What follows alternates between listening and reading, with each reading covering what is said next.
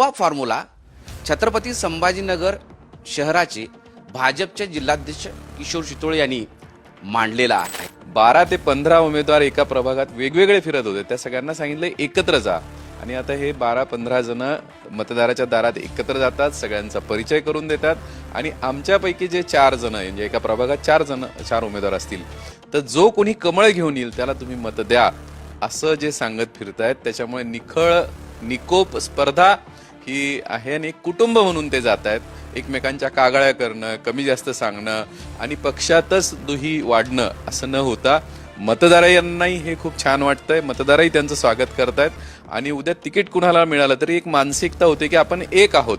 तर हा खूप चांगला फॉर्म्युला आता सुरू आहे। 12 जणांसोबत फिरतोय, मग आता आमची मैत्री आहे, आम्ही सगळ्यांसमोर आमच्या पॉझिटिव्ह बाजू मांडतोय आणि उद्या नाही मिळालं तर मी माझ्या सहकाऱ्यांचा प्रचार करणार आहे। तर ही एक कुटुंब म्हणून वातावरण चांगलं राहण्यासाठीचं हे फॉर्म्युला खूप चांगला सगळीकडे घेतला जातोय।